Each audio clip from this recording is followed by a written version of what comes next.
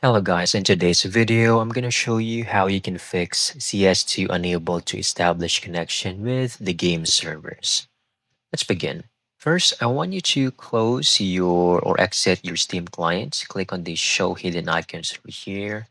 Find Steam, right click, exit Steam. Then we're done with the first part.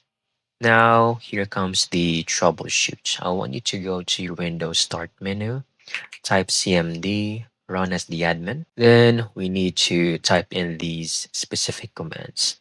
ipconfig space slash flush DNS. Hit enter. The next would be net sh space win sock reset. Hit enter, and next would be net sh space int space ip.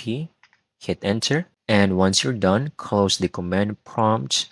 And I want you to make sure that you currently don't have any VPNs on. So if you are using a VPN out there, like a third party, or you have a subscription, make sure to turn that off. You can also check over here, VPN settings. Make sure that there's no currently there's none or no VPN turned on. Most likely this will fix most of the issues.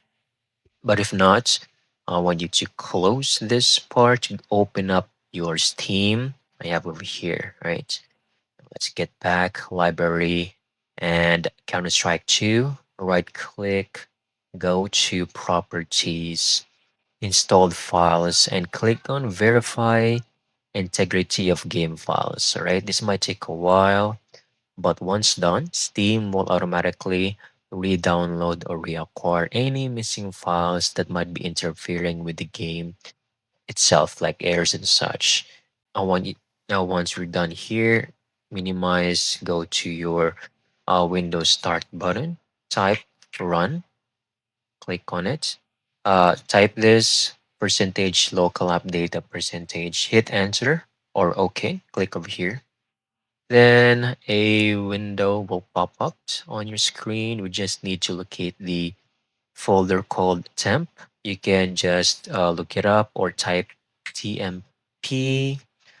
Uh, Go to the folder itself. Just control or press Control A. We just need to select everything. Right click and delete.